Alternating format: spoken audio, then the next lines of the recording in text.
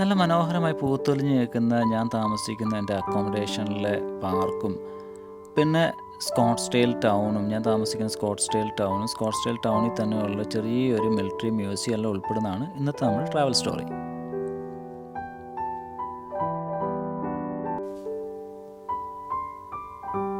സ്കോട്ട്സ്ഡെയിലിൽ എൻ്റെ accommodation agency arrange ചെയ്തിട്ടുണ്ടായിരുന്നത് അനബേൽസ് of സ്കോട്ട്സ്ഡെയിൽ എന്ന് പറഞ്ഞിട്ടുള്ളൊരു ബൊട്ടിക് അക്കോമഡേഷനിലായിരുന്നു.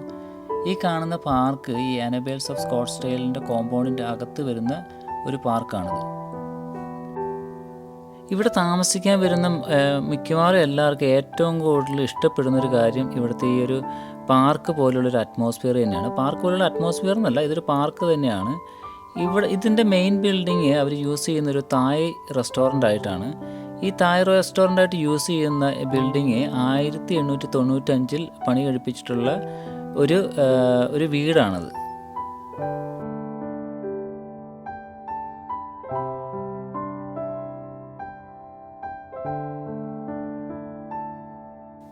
ഇതിൻ്റെ മെയിൻ ബിൽഡിങ് 1895 പണി കഴിപ്പിച്ചതാണെങ്കിലും ഇതിൻ്റെ ബാക്കിയുള്ള ബിൽഡിങ്സ് ഒന്നും പണി കഴിപ്പിച്ച് ഒരുപാട് കാലമായിട്ടില്ല. ഒരു 10-15 വർഷമായിട്ടുള്ളൂ ഇതിൻ്റെ ഈ മോട്ടൽ റൂംസും കാര്യങ്ങളെല്ലാം പണി കഴിപ്പിച്ചിട്ട്.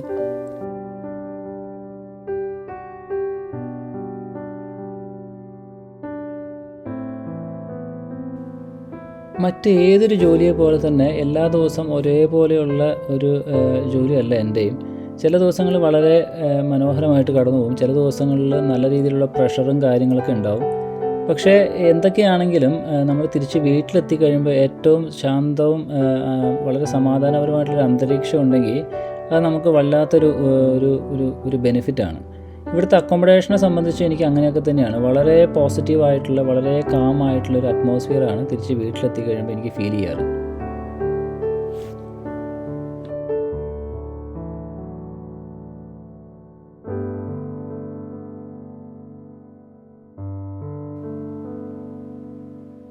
ഇതാണ് ഇപ്പോൾ അവർ തായ് റെസ്റ്റോറൻ്റായിട്ട് യൂസ് ചെയ്യുന്ന 1895 ബിൽഡ് ചെയ്തിട്ടുള്ള ഹോം സ്റ്റേ. ഞാൻ താമസിക്കുന്നിടത്തു നിന്ന് പുറത്തേക്ക് ഇറങ്ങിക്കഴിഞ്ഞാൽ തന്നെ മെയിൻ സ്ട്രീറ്റ് എത്തി. മെയിൻ സ്ട്രീറ്റിൽ നിന്ന് നേരെ അങ്ങ് പോയി കഴിഞ്ഞാൽ സ്കോട്ട്സ്ഡെയിൽ ടൗണാണ്.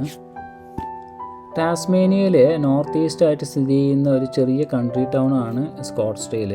ഇവിടുത്തെ പോപ്പുലേഷൻ എന്ന് പറയുന്നത് വളരെ ചെറുതാണ്. 2500 മനുഷ്യർ മാത്രമാണ് ഇവിടെ താമസിക്കുന്നത്. ഇവിടുന്ന് സ്ട്രീറ്റ് സ്റ്റാർട്ട് ചെയ്യുമ്പോൾ തന്നെ റൈറ്റ് സൈഡിൽ കാണുന്നത് ഒരു ആംഗ്ലിക്കൻ ചേർച്ചാണ്. പിന്നെ ലെഫ്റ്റ് സൈഡിലായിട്ട് ഒരു ചെറിയൊരു ഒരു കഫേ ഉണ്ട്. സ്കോട്ട്സ്ഡെയിൽ ഒരു ചെറിയ ടൗൺ ആണെങ്കിലും ഇവിടെ അത്യാവശ്യമുള്ള എല്ലാ കാര്യങ്ങളും ഇവിടെ കിട്ടും. ഇവിടെ അത്യാവശ്യം ഉള്ള 2 സൂപ്പർ മാർക്കറ്റ്സ് ഉണ്ട്. ഒരു വൂൾവേഴ്സ് എന്ന് പറഞ്ഞ അത്യാവശ്യം വലിയൊരു സൂപ്പർ മാർക്കറ്റും ഒരു IG എന്ന് പറഞ്ഞ ചെറിയൊരു സൂപ്പർ മാർക്കറ്റും ഉണ്ട്. പിന്നെ ഇവിടെ സലൂൺ ഉണ്ട്, 2 ബാങ്ക് ഉണ്ട്, ഒരു 3 ചേർച്ചുകളുണ്ട്. ഒന്ന് ആംഗ്ലിക്കൻ, ഒന്ന് യുണൈറ്റിംഗ് ചേർച്ച്, പിന്നെ ഒരു കാത്തലിക് ചേർച്ചും ഉണ്ട്. പിന്നെ ഒരു പോസ്റ്റ് ഓഫീസ്, ലൈബ്രറി. പിന്നെ ഓസ്ട്രേലിയയിലുള്ള ഏത് ചെറിയ കൺട്രി ടൗൺ ആണെങ്കിലും അവിടെ ഉള്ളൊരു സംഭവമാണ് പബ്ബ്. അത് ഇവിടെയുണ്ട്, 2 കൺട്രി പബ്സ് ഉണ്ട്.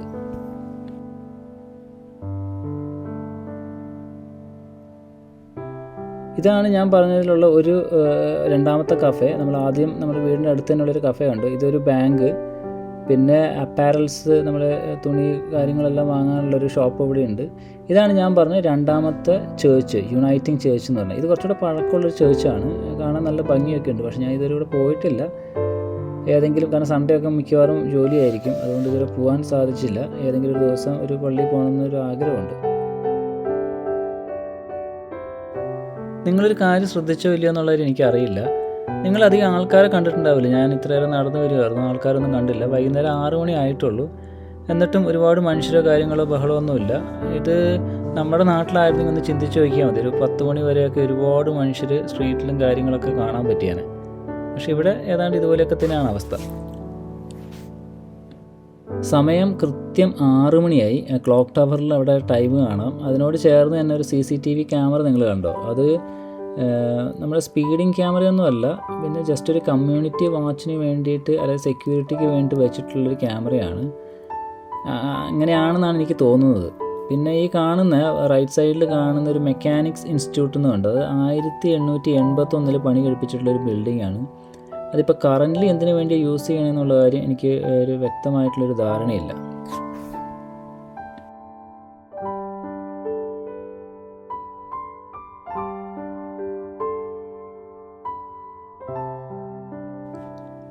അങ്ങനെ കുറച്ചുകൂടി ഇങ്ങ് മുന്നോട്ട് വന്നു കഴിഞ്ഞപ്പോൾ ഒരു Dorset car and dog wash. Dorset എന്ന് പറഞ്ഞാൽ ഈ ഡോർസെറ്റ് കൗൺസിലിൻ്റെ പേരാണ്. Dorset car and dog wash. നമ്മുടെ നാട്ടിൽ ഒരുപാട് കാർ വാഷുകളുണ്ട്, പക്ഷേ നമ്മുടെ നാട്ടിൽ ഡോഗ് വാഷ് ഇല്ല.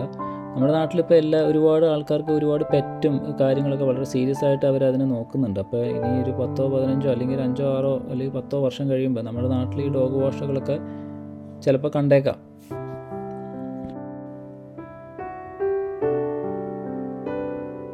ഇത് ഈ ടൗണിലൊരു ഇമ്പോർട്ടൻ്റ് ആയിട്ടുള്ളൊരു സ്ഥലമാണ്. ഇമ്പോർട്ടൻ്റ് എന്ന് പറയുമ്പോൾ ഇതിൻ്റെ പേരാണ് ലോഡ്സ് ഹോട്ടൽ. ഇതൊരു കൺട്രി പബ്ബാണ്.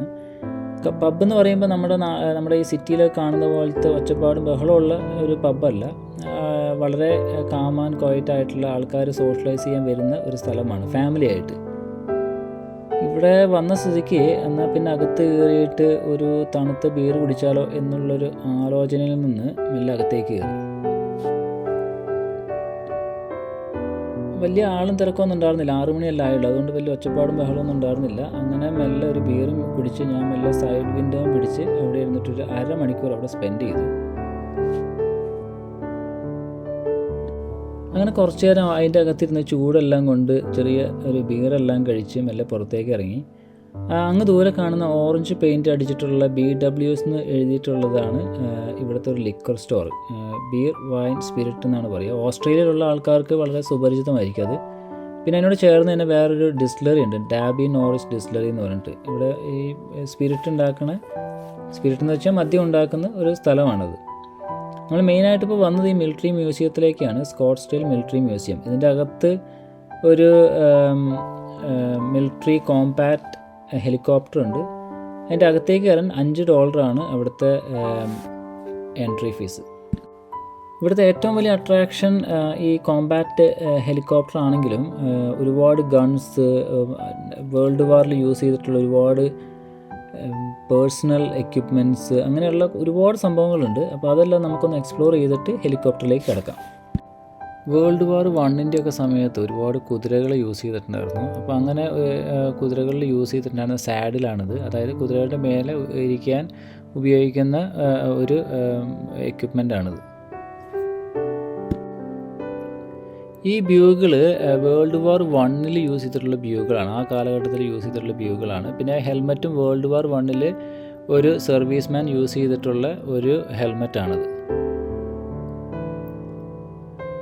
ഇതെല്ലാം തന്നെ പട്ടാളക്കാർ യൂസ് ചെയ്തിട്ടുണ്ടായിരുന്നില്ല പോക്കറ്റ് ബൈബിൾസ് ആണ്. പിന്നെ മെറ്റലിൻ്റെ ഫ്രാഗ്മെൻറ്റ്സ് കണ്ടിട്ടില്ലേ, അത് വേൾഡ് വാർ 1 യൂസ് ചെയ്തൊരു ബോംബിൻ്റെ ഫ്രാഗ്മെൻറ്റ്സ് ആണത്. പിന്നെ ഒരുപാട് വേൾഡ് വാർ 1 യൂസ് ചെയ്തിട്ടുള്ള ഷെല്ലുകളും കാര്യങ്ങളൊക്കെ അവിടെ കാണാം. ഈ കാണുന്ന 2 ഗൺസാണ്. രണ്ടും സെൽഫ് ലോഡല്ല, മാനുവലായിട്ട് ലോഡ് ചെയ്യുന്ന ഗണ്ണ്. പിന്നെ അതിൻ്റെ തൊട്ട് മേലെ വെച്ചിരിക്കുന്നത് SLR, ഇത് സെൽഫ് ലോഡിങ് റൈഫിൾ എന്ന് പറയും. എനിക്ക് തോന്നുന്നു AK-47 മുമ്പ് യൂസ് ചെയ്തിട്ടുണ്ടായിരുന്നിട്ടുള്ള ഒരു ഗണ്ണാണത്.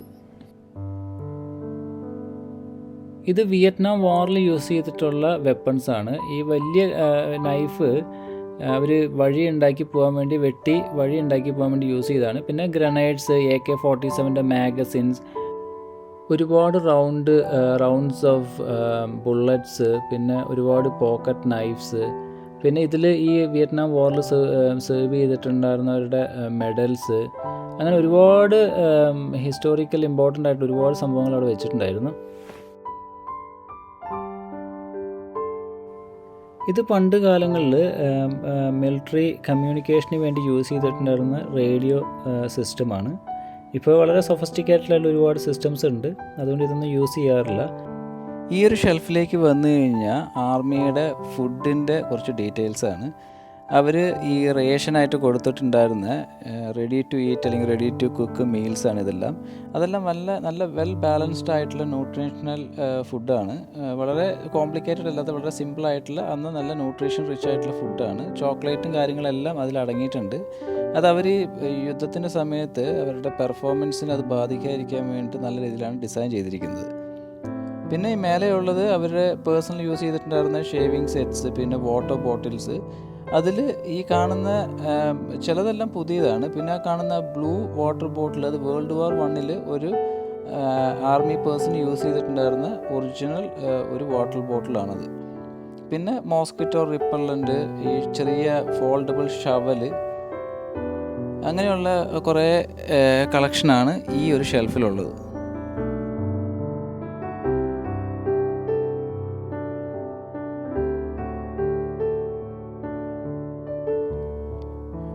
ഓസ്ട്രേലിയൻ ആർമിയുടെ പല ഉദ്യോഗസ്ഥരുടെ, പല ആർമി നേവി എയർഫോഴ്സ് ഉദ്യോഗസ്ഥരുടെ പലതരത്തിലുള്ള യൂണിഫോം മാനിക്യൂനിൽ സെറ്റ് ചെയ്ത് വെച്ചേക്കണ കാണാം. പിന്നെ ഈ കാണുന്ന ഹെലികോപ്റ്റർ ഇത് വിയറ്റ്നാം വാറിൽ യൂസ് ചെയ്തിട്ടുള്ള ഹെലികോപ്റ്ററിൻ്റെ അതേ സെയിം മോഡൽ തന്നെയാണ്.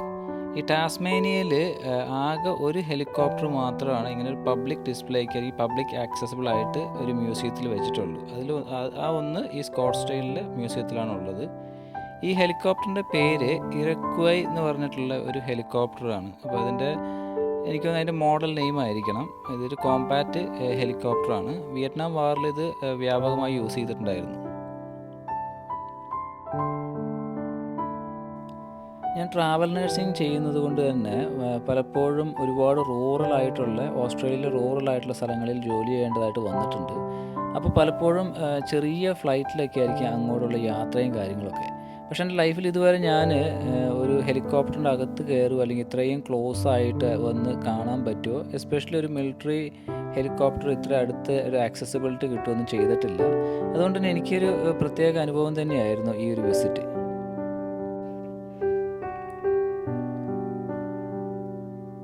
ഈ ഹെലികോപ്റ്റർ ഒരു യുദ്ധത്തിന് പോകുമ്പോൾ, അല്ലെങ്കിൽ ഒരു ആക്രമണത്തിന് പോകുമ്പോൾ എങ്ങനെയാണോ സജ്ജീകരിച്ച് വെക്കുക അതേപോലെ തന്നെയാണ് ഇത് മെയിൻറ്റെയിൻ ചെയ്ത് വെച്ചിട്ടുള്ളത്.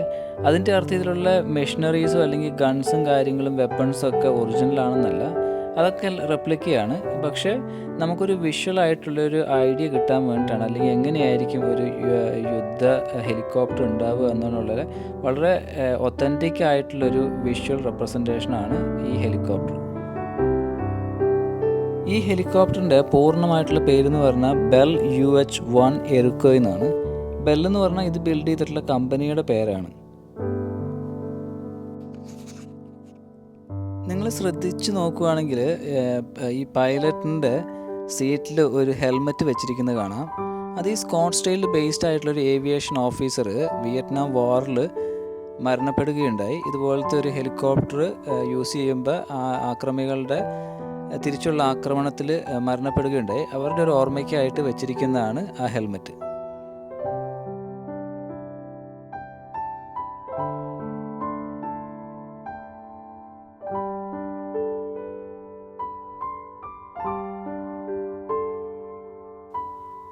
ഈ ഒരു ഹെലികോപ്റ്റർ, അല്ലെങ്കിൽ ഈ സെഗ്മെൻറ്റിൽ വരുന്ന ഹെലികോപ്റ്റർ വിയറ്റ്നാം വാറിൽ വ്യാപകമായി യൂസ് ചെയ്തിട്ടുണ്ടെന്ന് ഞാൻ പറഞ്ഞല്ലോ. അപ്പോൾ ഇത് കൂടുതലായിട്ടും ഗ്രൗണ്ട് അറ്റാക്കിനും അതുകൂടാതെ ട്രൂപ്പിനെ, അതായത് അവരുടെ ട്രാൻസ്പോർട്ടേഷനും കാര്യങ്ങൾക്കും വേണ്ടിയിട്ടൊക്കെ പല രീതിയിൽ ഈ ഹെലികോപ്റ്റർ യൂസ് ചെയ്തിട്ടുണ്ട്. അപ്പോൾ വിയറ്റ്നാം വാറിൽ വളരെ സിഗ്നിഫിക്കൻ്റ് ആയിട്ടുള്ളൊരു പങ്ക് വഹിച്ചിട്ടുള്ളൊരു ഹെലികോപ്റ്ററാണ് ഈ UH-1 എറിക്കസ് എന്ന് പറഞ്ഞിട്ടുള്ള ഹെലികോപ്റ്റർ.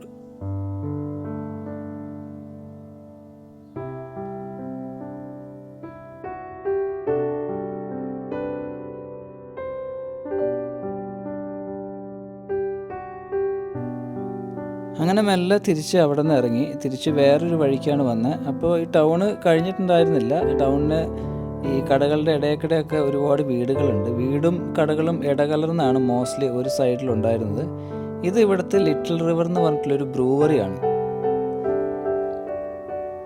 അങ്ങനെ സ്കോട്ട്സ്ഡെയിലിലെ ചെറിയ വിശേഷങ്ങളും മ്യൂസിയവും ഡിസ്റ്റിലറിയും ബ്രൂവറിയും ഇതൊക്കെയായിട്ട് നമുക്ക് ഈ വീഡിയോ ഇവിടെ വൈൻഡപ്പ് ചെയ്യാം. ഇനിയും വ്യത്യസ്തമായിട്ടുള്ള, അല്ലെങ്കിൽ നിങ്ങൾക്ക് ഇഷ്ടപ്പെടുന്ന രീതിയിലുള്ള കണ്ടൻറ്റുമായിട്ട് ഞാൻ വരുന്നതാണ്. അപ്പോൾ നിങ്ങൾ തന്നിട്ടുള്ള എല്ലാ സപ്പോർട്ടിനും ഒരുപാട് നന്ദി.